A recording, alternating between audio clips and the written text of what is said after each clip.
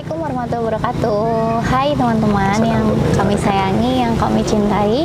Berjumpa baru pertama kali perdana untuk ngobrol sharing santai sore bersama saya Ella Muhammad dan juga ada Gus Nizom, sahabat saya.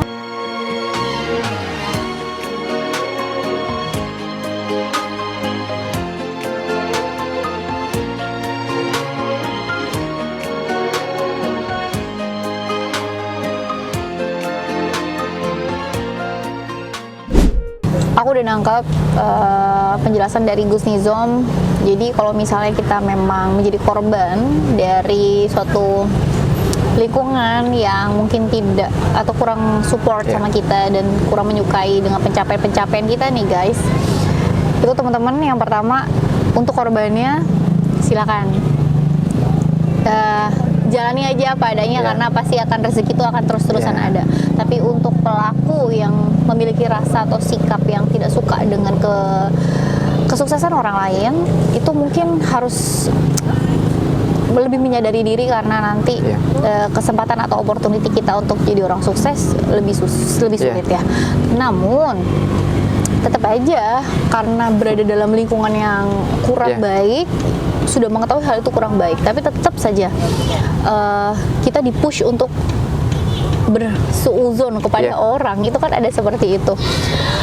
Satu-satunya cara adalah poker face mungkin, baik di depan kepada orang yang tidak kita sukai atau dan juga kita tetap aja nggak suka sama orang itu, tapi kita tetap berlaku baik gitu depan dia. Apakah itu solusinya? Poker face? Ya tetap nggak boleh ya, karena memang tetap nggak boleh ya. Ya karena lagi-lagi ya kita ini kan dituntut oleh agama kita, Islam itu kan bagaimana kita menjadi orang yang baik ya. Sebaik-baik. Ya khairinas ampahum linnas kan.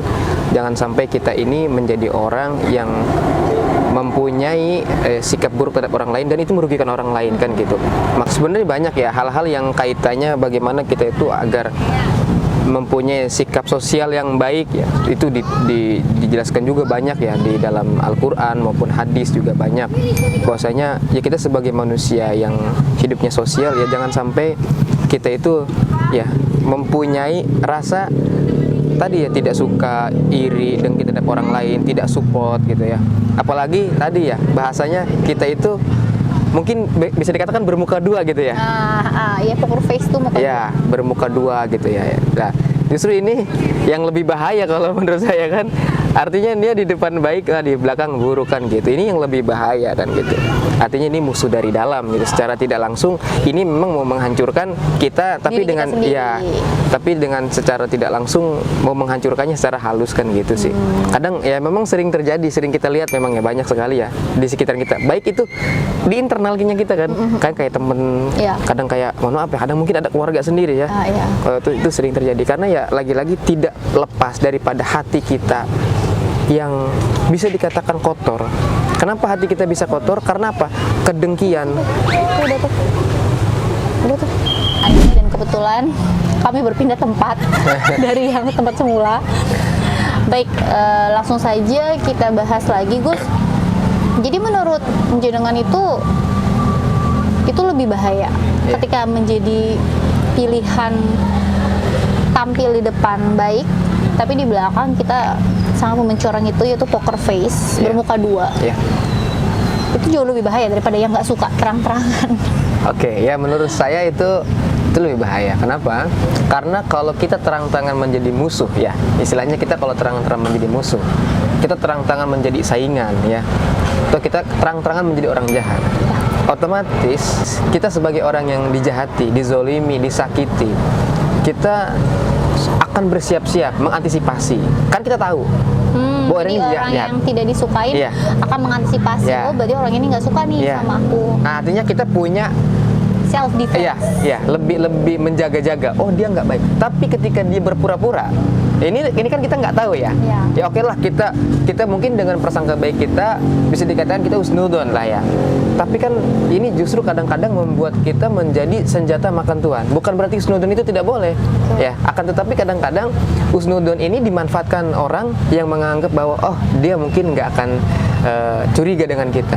Nah, ini sering terjadi di banyak hal. Contoh misalkan ya, saya sedikit menyatakan boleh ketika mungkin kita beribadah di masjid ya. Mungkin kita akan berpikir semua orang sama akan beribadah, husnudon lah, ya enggak? Nah, tapi pernahkah kita berpikir ketika ada orang yang niat mau jahat? Seperti mencuri kotak amal atau mencuri tas, mencuri HP orang yang sedang sholat, ya kan? Nah, justru itu kan lebih sulit diprediksi, maksudnya lebih sulit dideteksi kan? Karena kita berpikir bahwasanya orang ini baik semua kan Iya, gitu. iya. Nah, sama dengan tadi, makanya ketika kita berbicara lebih bahaya mana gitu, orang yang bermuka dua sama orang yang emang terang-terangan, lebih bahaya orang bermuka dua gitu. Oh, poker face Iya. tadi. Jadi solusinya ya jangan dua-duanya ya, Iya, karena jika kita bisa menjadi lebih baik, kita harus menjadi lebih baik. Iya. Ya kan? Dan itu sangat memerlukan yang namanya support system Iya. dan juga suatu circle yang baik untuk agar kita tidak menyukai yang namanya berpikir negatif atau misalnya tidak suka dengan pencapaian-pencapaian orang lain. Betul? Oke. Betul ya? Iya. Dan kemudian kayak ini pelajaran yang penting sekali untuk para teman-teman di luar sana, para peserta ngajiku, jamaah ngajiku. Karena kita harus mensyukuri sebagai anak muda zaman sekarang, itu kita sudah dipekakan dengan yang namanya bermain atau memiliki circle yang positif. Iya. Contohnya seperti apa? Seperti ada pengajian, Iya. kajian majelis taklim ngajiku itu setiap sebulan sekali ya Gus ya. Iya. Itu silahkan teman-teman kalau mau ikut di Pondok Pesantren As-Sidikiyah, lokasinya di Jakarta Barat. Itu banyak sekali ya teman-teman influencer, teman-teman artis, dan juga kiainya juga ada Yai Mahrus Iskandar. Itu salah satu yang mensupport kita untuk Iya. menjadi lebih baik, Betul. berpikiran lebih baik, berpikiran terbuka, berpikiran positif, betul? Betul. Seperti itu teman-teman. Ada mungkin pesan dari Gus Nizom kepada teman-teman di luar sana agar bisa mengelola hati dan juga pikirannya untuk tidak berprasangka buruk kepada orang lain? Oke, baik. Jadi teman-teman, sahabat ngajiku dimanapun berada, mungkin selama ini kita berpikir keburukan atau bisa dikatakan dosa ya, dengan sesama manusia itu dianggap remeh. Ya, mungkin kebanyakan orang kan berpikir seperti itu. Kita bisa istilahnya dengan kita mungkin disebut dengan taubat ya, minta ampun selesai. Tapi ternyata tidak seperti itu. Justru yang lebih mengerikan adalah ketika kita berbuat salah, berbuat dosa kepada sesama manusia. Minta maafnya. Ya, karena seperti ini logikanya. Ketika mungkin kita berdosa dengan Allah, ya. Kita tobat sama Allah, tobatan dosa diterima sama Pasti Allah. Allah memaafkan ya. Ya kan? Syaratnya kita benar-benar minta ampun ya sama Allah dengan ya ampunan yang sungguh-sungguh, Allah akan terima, ya kan? Tapi apakah jika kita berbuat zalim kepada manusia, ketika kita minta ampun sama Allah, apakah selesai di situ? Tidak. Tentu tidak. Karena masih ada urusan hakul adami yang harus diselesaikan. Kepada sesama manusia, Sama manusia. sama orang yang kita nggak suka, sama orang yang kita iri, Ya. sama pencapaian-pencapaian orang itu. Nah, maka ini harus benar-benar dijaga hubungan antara kita dengan manusia. Khawatir terjadi ada kezoliman ya yang kita rasa ini tidak berdampak besar. Karena apa? Karena ya tadi sudah dijelaskan sebelumnya bahwasanya nanti ketika kita di akhirat maka kita akan dituntut. Gitu. Nah, bagaimana cara dituntutnya? Maka di banyak hadis dijelaskan, jadi ketika kita nanti di akhirat, amal kebaikan kita akan dilimpahkan kepada orang yang kita zolimi. Gitu. Semakin banyak kezolimannya, maka akan semakin banyak amal pahala yang diambil. Jadi ibaratnya kalau nanti di yaumil hisab itu, timbangan itu, semua amal ibadah kita antara baik dan buruk gitu ya. katakanlah mungkin balance ya. Tapi ternyata ada tiba-tiba amal datang dari mana? Dari orang yang jahat sama kita, orang yang zalim sama kita, sehingga amal kita naik.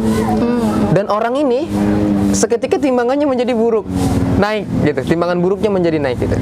Nah, maka hati-hati ketika kita berbuat dolim kepada manusia, maka langkahnya tidak hanya minta ampun kepada Allah. Maka ada langkah lagi yang wajib yang harus kita lakukan adalah minta maaf, minta ridho, minta ikhlas agar terlepas daripada beban gitu. Kepada orang tersebut ya. Tapi kalau saya dengan jenengan tidak ada ini kan, tidak ada yang menyangkut kan, meskipun bercanda-bercanda ya, gitu kan? Ya oke. Makanya di situ juga dalam adabnya kita berteman ya, adabnya kita bercanda, tentu memang harus disertai rasa ikhlas, rasa ridho kan gitu. Dalam mungkin ya kita namanya gojol-gojolokan gitu kan. Yang penting apa? Apa tadi? Itu gojol-gojol? Ya, gojol-gojol ya. Ya gojol-gojolokan itu kan mungkin. Bercanda. Ya kita di kapan nikah, itu kan, ya kan kayak gitu kan. Terus kayak, oh kok misalkan kalau orang belum punya anak gitu. Nah kita juga harus berhati-hati ya.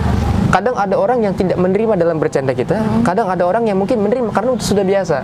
Saya dengan jenengan sudah biasa ya, karena nganggapnya ya kita akrab besti lah istilahnya gitu. Maka yang harus dijaga hati-hati adalah ketika orang yang tidak bisa menerima itu. Oke kita bercanda, oke kita saling gojok-gojokan, tapi lihat ada situasi yang harus kita lihat juga.